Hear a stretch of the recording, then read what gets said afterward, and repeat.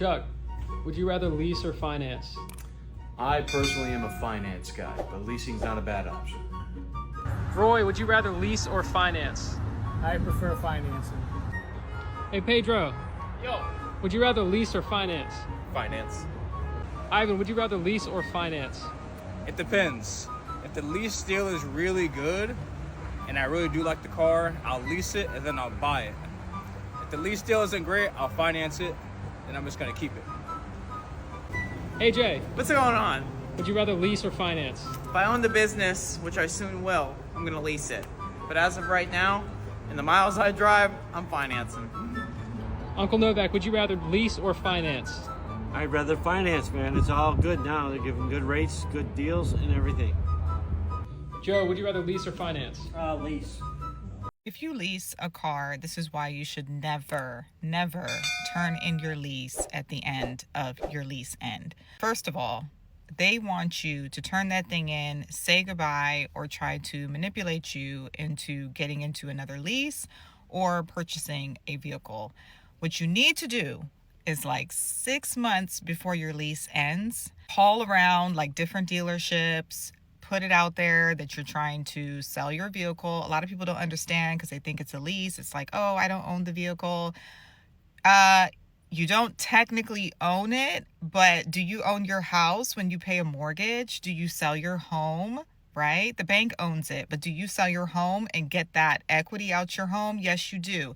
It's the same thing for your car. Typically email different dealerships. For example, if it's BMW does have a clause in their leases where you can't just go to any buyer. Like you have to go to whatever is approved in the contract. So you can go to different BMWs in different cities in your area and tell them that you're trying to sell, see what they want to offer you, and then go with the highest bidder. So if your payoff is like $24,000 or offering you the market value, which is $30,000, they're going to cut you a check of $6,000, period. And this is what I do with all my leases. I always shop around and basically see who's the highest bidder. I go with the highest bidder. They cut me a check for that equity and I keep it moving.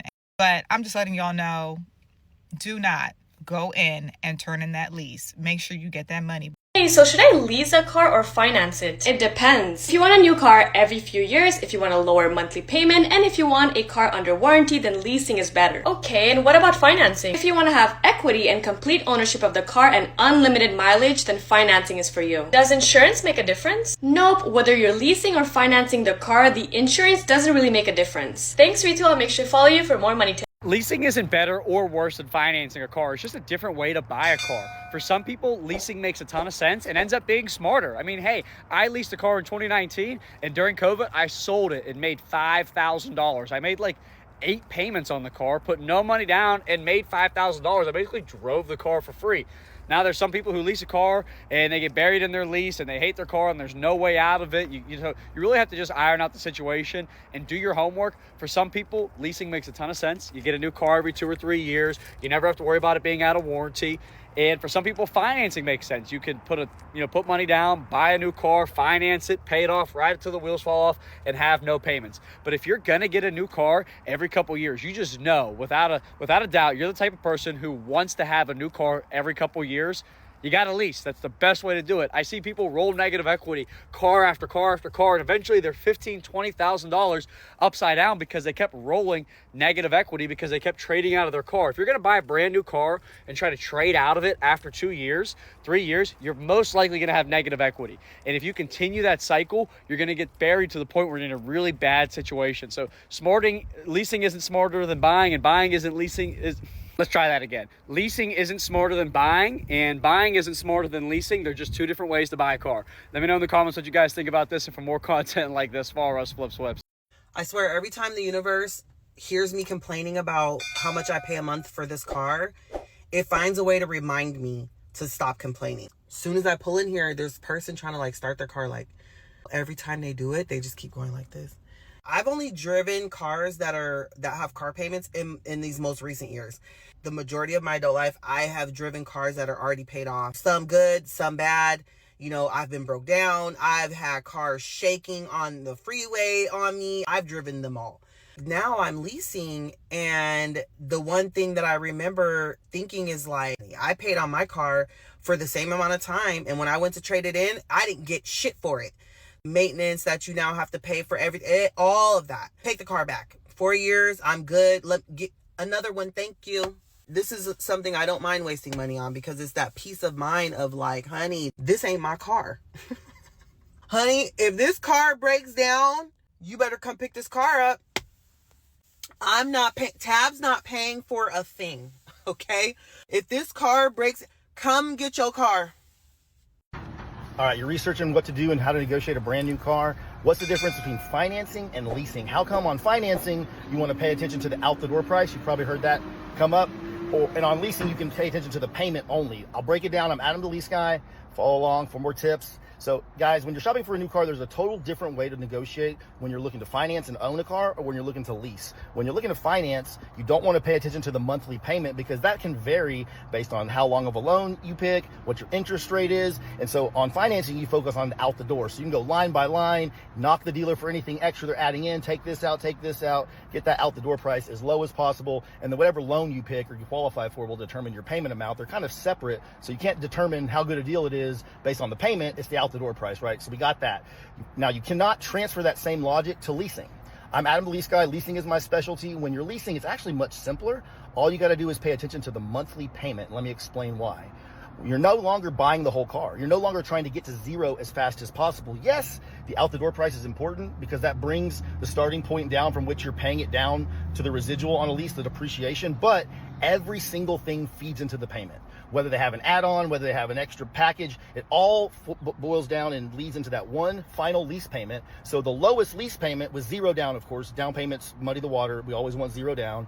Will be the best deal. The same car with the lowest payment, all at zero down, will be the best deal, because you can assume everything above it would also be better than the competition, because they have the smaller add-ons, they have less add-ons, they have no add-ons. It all feeds into that payment. So you can focus on just the payment when leasing. Now, of course, it doesn't hurt to go back and say, hey, that extra service package, I don't want that, this, can you take it off? You can negotiate line by line if you want to, but the simplest way to do it is just gather quotes with zero down, get the lowest payment you can. Once you have a decent payment, show it to the competing dealerships. That's what we do. See who can beat it. At some point, all the competing dealers will say, we can't beat that. It's the lowest payment you're going to get.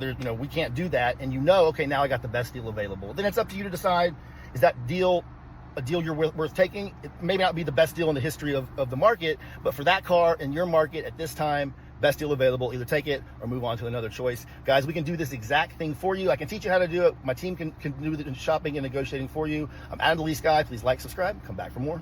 Okay, it is finally time to turn my car back in. It is a lease. I've had it for 4 years. I literally rarely ever drive it. I hate driving.